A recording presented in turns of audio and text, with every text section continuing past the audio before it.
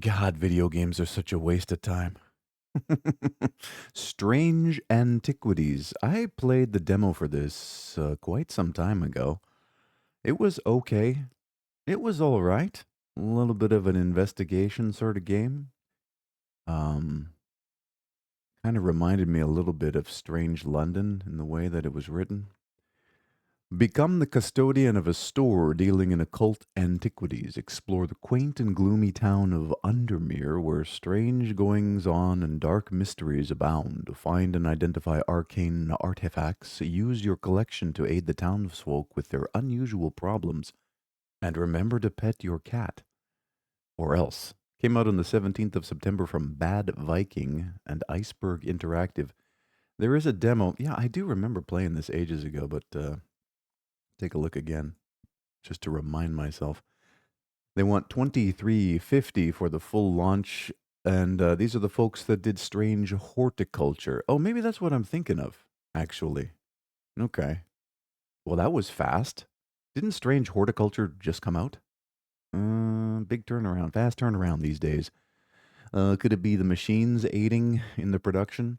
Dear applicant, I am pleased to offer you the role of apprentice thaumaturge at Strange Antiquities. You show promise, a sharp mind, and strong stomach, exactly what this work demands. I need you to run the shop while I attend to other pressing matters. You will need a keen eye for detail as you provide the townsfolk of Undermere with occult objects for their arcane needs. Undermere might seem unassuming at first, a serene little town on the edge of a grand lake. But it also sits at the edge of our world and the world beyond, and it falls on us to preserve reality's frayed edge. Permit me now to outline your duties. You'll need to be up to speed from day one. Whew, don't know what came over me there. All right, so you need to study and identify strange artifacts, help or hinder your customers, explore and discover, solve and uncover, and attend to the familiar.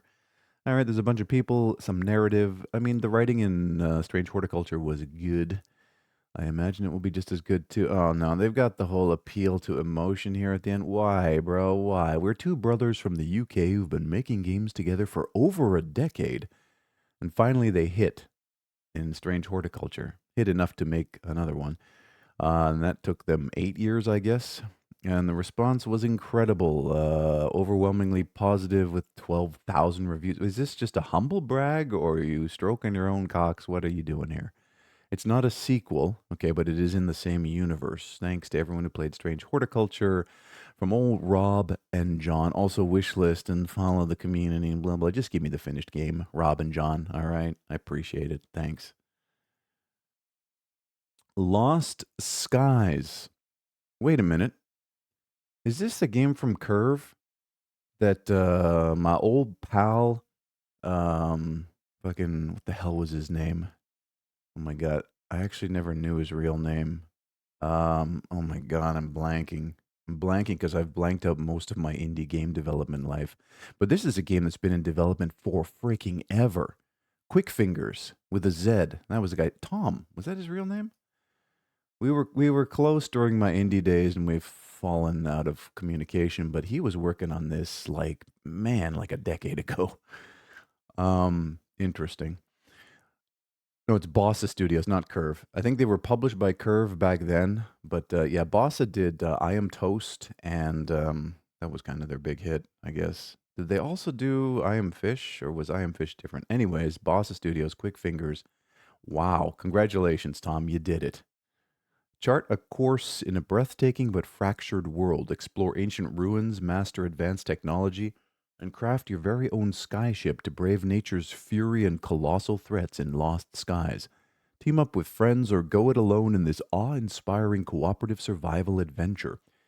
Finally came out on the 17th of September 2025 from Bossa Studios, published by Humble Games. They want 3250 for it, and there's got to be a massive sunk cost in this.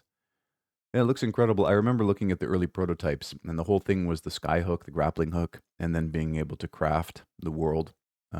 Yeah, wow.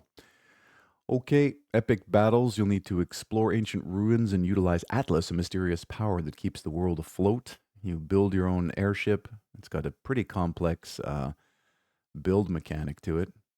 That's actually, if you can modify stuff with a widget that looks like a 3D modeling editor and then have it actually interact in the world, that's pretty impressive. Take on the skies, why fly when you can glide, grapple, and climb your way all over the place. There's an island creator. Okay. And I think, was it Unity? Or were they doing their own engine with this? It might have been Unity. I know that Tom was a big Unity guy. Join the Discord filled with creative visionaries. No, I'm good. Fucking good. Why no demo? You took 10 years to make this and you couldn't offer a vertical slice to the public? Come on now. I feel obligated though because this is a blast from the past, a relic from a person I used to be. No, I'll just throw it there on the wish list. We'll see. I mean, if it's Humble Games, it's probably going to be in a Humble Bundle at some point. So again, congratulations, Tom. I mean, sometimes, wow. I hope you were doing other things while you were working on this. Huh. Platypus Reclayed. Huh? All right, little claymation game. Was there an older version of this somehow? It's like a Gradius, except you have donuts instead of bullets. Claymation hell. Okay. I'll bet you they handmade all of these game objects, scanned them in, and that's the big feature of this shmup, as we used to call them, shoot 'em ups.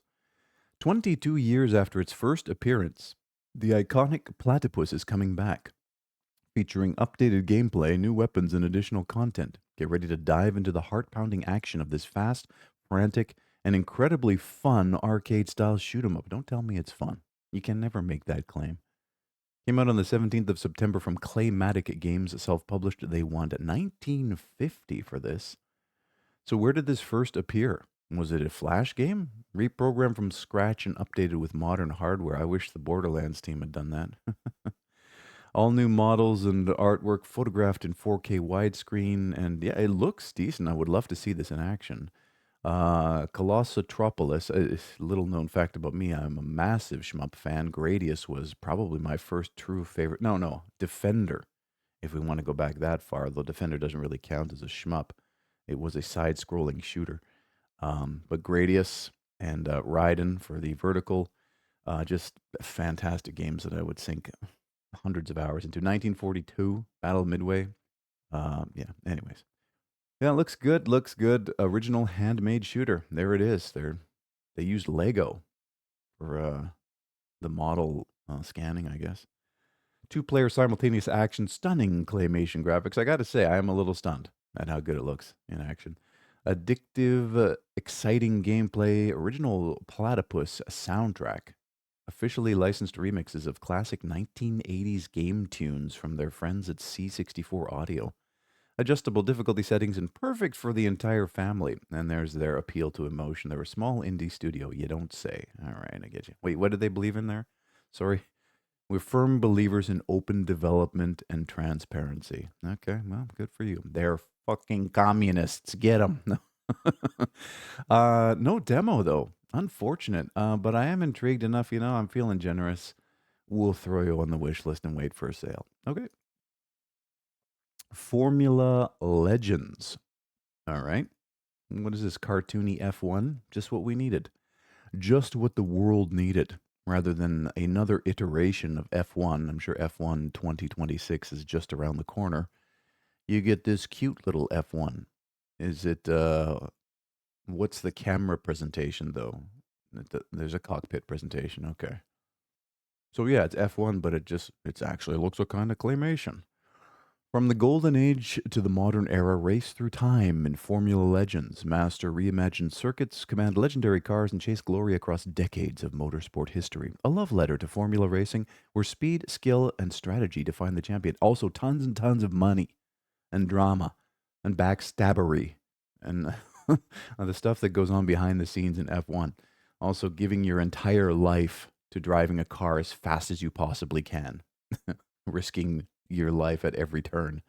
But anyways, 18th of September was the release from 3D Clouds, self-published. They want $26 even for it, and slide into the cockpit of legendary cars spanning decades of motorsport history. 16 unique models only. Oh, okay. Iconic circuits remastered or reimagined. Master the elements, legends behind the wheel, a journey through racing history, customizing a beat. I get it. And no appeal to emotion at the end. No telling you how they've toiled for years in their mother's basement to produce this game. It just exists. Congratulations. But no demo, and no sale. Sushi Ben. Fun fact, Ben in Japanese means a shit. Yeah. It's sad if your name is Ben and you go over there and people just giggle when you introduce yourself. Yeah, pretty terrible. I'm Matawara Zaka again, all right, Fama, as you can see. But wait a minute. You look Scottish, bro. What the hell? All right, who's this boss bitch walking on the backs of her salaried employees? If there's fishing, you can pet the fish. There's a jacked lady. Uh-huh.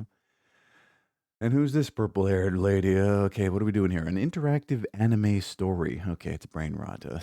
Save a beloved local sushi bar from dastardly land sharks, get distracted in countless minigames, and make unforgettable friends in this larger than life narrative adventure.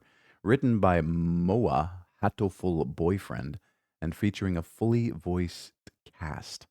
Was it made mostly by white North American weeaboos, though? Is this not cultural appropriation? What are you doing here? Came out on the 17th of September from Big Brain, spelled Brane Studios Incorporated, because they're serious about the games. This says standard and VR modes. Okay. Hey, there is a demo available, and they want 1550 for it. Welcome to Kotobuki Town. Okay. Inspired by slice of life anime. Interesting. Featuring a gorgeous seaside setting with an interactive anime story, pop out manga panels, wonderful cast, wholesome over the top 8+ hours, 9 hours of story quests, 5 hours of mini games, available in flat screen and VR. They say that like that's a bad thing, like looking at a regular screen is somehow inferior. Flat screen, bro.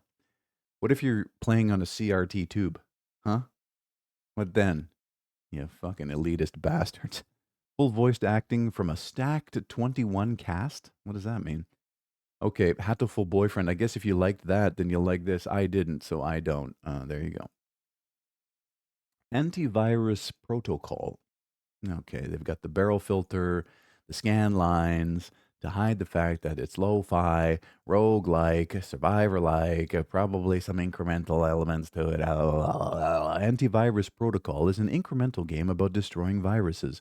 Learn and adapt, collect data, upgrade yourself, and eliminate the capital V virus that has taken over the world. Came out on the 17th of September from Firehive Games. Until they kill all the social media, we'll never get rid of the virus, ever. There is a demo. They want 650 for it, and you explained it perfectly. I get it. It's just like the thousands of others of games like this on Steam. Troublemaker 2 Beyond Dream. Wait a minute. Wasn't Troublemaker 1 a tactical shooter? Am I thinking of something else? What the hell is this? All right, we can do it. We're just getting started. You're in a band with Andira. Okay. This is Andira's story. It's not mine. Teenagers, dreams, and drugs. I doubt this girl is doing drugs. Unveil the secrets of South Jayakarta City, set 2 years after the ending of the original Troublemaker. The journey of the Parakakuk, Parakakuk gang continues alongside the Beyond Dream band in South Jayakarta City in this fun open world action comedy beat 'em up game. Again, highly suspect whenever any copy claims that their game is fun. I mean, because it's so objective, right? You cannot build the all game for everybody. It's impossible. Does not exist. People will say Mario, Tetris, and there are people out there who fucking hate Mario and Tetris. So you just can't do it. You try to please everybody, you end up pleasing nobody. Anyways, the 15th of September was the release from Gamescom Team, published by Indie.io. They want $32.50 for it. Apparently, there's a lot of comment. It's I got the feel that Shenmue heavily inspired this. Yeah. Okay, inspired by beat 'em up classics and its prequel, it delivers an exhilarating blend of seamless fun. Sure, immerse yourself in a city filled with activities, lots of unique side stories. Chase your dream together. All right, friendship, drama, love, rivalry, and adventure. There's some rhythm games to it. Yeah, it's heavily inspired by Shenmue. Witness the stylish combat showdown between Jordan, the street brawler, and Booty, the MMA fighter. Yeah, the street brawler is going to beat the MMA fighter. Okay, sure. We all saw what happened to, who the hell was that guy? Oh my God, I forgot completely. The backyard brawler who got into MMA and just got his ass handed to him. Kimbo Slice. Discover various unique shops. The key is to use everything in your arsenal to defeat various types of enemies. Hey, Kimbo Slice could kick my ass, no question. But again, we're talking about small factions of loosely organized militia going up against the U.S. military. It just doesn't happen. All right, whatever. I never played the first one. No sequels before prequels. Big the Theft Valkiala. Okay. So it's supposed to be we have Grand Theft Auto at home. We're tired of waiting for GTA 6. I'm playing a lot of GTA Online recently. I resubscribed to GTA Plus. Listen, don't shame me. It's a great game. I love it. I have $100 million in the online, and I've never once spent a cent on a shark card. It's great. It's one of the greatest games ever made. This ain't it though. Open world shooter action game where player controls Terentius Duval in big open world. Mission is hang around and find money bags in a big different open world. First mission, learn English, motherfucker. Came out on the 27th of June from Terolunka, Valkiala Software and Kendall Studios, published by Valkiala Software. They want $3.90 for it. It is appropriately priced. There's 12 hidden money bags. You walk around and wait for GTA 6 to come out. No, I mean, clearly they claim it's a parody from GTA games. It's not even a parody. It's like the weak-ass copy where the printer ran out of toner halfway through. 12 hidden money bags, big open world, car to drive, NPC walking, NPC driving randomly, several different weapons. Okay. Brazilian drug dealer 3. I opened a portal to hell in the favela trying to revive MIT AIA. I need to close it. What the fuck? That was all caps, by the way. All right, a little bit of outsider art, probably from Brazil. I knew a Brazilian game developer, Jose, what the heck was his last name? We went to game development school together. A Brazilian boomer shooter game made using the id Tech 2 engine. Shoot, jump, embark on a journey throughout the state of Rio de Janeiro, hell, and even heaven. Say, Brazil, stop shouting, you motherfucker. Came out on the 17th of September from Joveno, self-published. There is a demo. I fucking suppose so. I'm always down for a little bit of avant-garde. They want $3.90 for it, and it's all I can't read this, bro. It's all caps. Incredible things coming out of Latin America right now. Hakita, creator of Ultra Kill. Okay. John Brazil, says Vinny. Uh-huh. Important, the game will continue receiving updates and maps even after 1.0, even if no one buys it or plays it. That's I think the key motivating factor. You got to really love your game to continue to develop it if it's dead on arrival. Crazy weapons like berimbau. I remember the berimbau. I used to do capoeira. This is a gourd instrument with a wire string on it that they play while you're trying to kick each other's asses. It's great. Payphone that shoots coconuts and money, paper, airplane gun. 36 stages, lots of secret areas, cooperative deathmatch, eat pastel and drink cane broth. Replay the game with rocket jumping to find exclusive rocket jump secret. Okay, I'll take a look at some point. Dash, danger, action, speed heroes. Okay, little chunky pixel art. They've got chromatic filter on. You can build your own levels. Is it like, what was that, Chicken Horse game? Challenge your friends to impossible levels. Speedrun hundreds of community-made 2D levels packed with action, tricks, and daring challenges. Came out on the 17th of September from Baby Duca and Shubel IT, published by Baby Duca. It is free. There are speed streaks and precision challenges, enemies, platforms, crates and spikes, mind-bending puzzles. Design your own, play, share, and compete. And there's some more challenges and global competition, and it's free to play. I'm good. I would rather just go back and play either Celeste or Super Meat Boy. All right. Ice Dodo. What in the low effort is this, bro? Oh my God. Primitives, the worst looking particle effects I've ever seen in my life. I know particle effects are hard to do, but holy smokes. Insane parkour game in outer space. Well, you got the first word right. Using left and right arrow buttons, bring the character to the finish line, but watch out. If you hit the cones or fall off the platform, then you must restart. All 711 maps totally unlocked. Came out 700. Yeah, it is insane. Came out on the 22nd of July from Onion Fist, self published. You can join the playtest or you can play the free to play game. Okay. It's parkour. The game is a decade old and it finally is available on Steam. With simple controls. Yeah, that's what it's going to be like if I ever release all my classics. If I can ever find the source code. I think the source code for all my games is burned. I burned everything when I gave up on indie game dev. But anyways, hitting up arrow will make the player jump. Hitting down arrow will make the player drift. Fun story of Ice Dodo Seo Jun created this game as a Chrome extension back when he was 13 years old as a fun way for his classmates to play games during school lectures. Totally responsible for the stupidification of an entire generation of school kids. Nice. Now it is available to play on the website and on Steam. All right, good for you. So a 13-year-old made this. That makes a lot more sense. But holy shit, bro, I got other things to do. Endling Capital. Lots of all caps titles today. What is this? Apartment tour simulator? The hell is this? It's an apartment asset pack. Live the perfect day, break the cycle, and discover the truth about yourself in this short, quirky sci fi mystery about freedom, choice, and loneliness. Yeah, it's projection. Came out on the 12th of September from Team Humans, published by Telepresent Games and Team Humans. It is free, of course it is. A perfect day's worth reliving. What's your favorite color? Would you eat meatballs for the rest of your life? Are dogs really that cute? A lifetime of choices. And well, who says exploring them can't be fun? A quizzical first person game that will have you wondering, guessing, and contemplating. Perfect Day just got better. Originally released in 2021, the school project turned indie hit. It was a fucking hit, bro.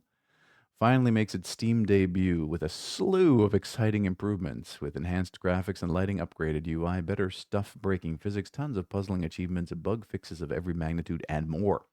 And it's free to keep and play. We want everyone to have a chance to live the perfect day over and over again. Were they retired wealthy on the first one? I mean, I'm kind of curious because the screenshots scream asset flip, but the copy is trying to tell me that it's something absolutely mind blowing. So I guess. I guess. All right, let's get out of here. 18,887 games have been viewed. You have yourself a fantastic day.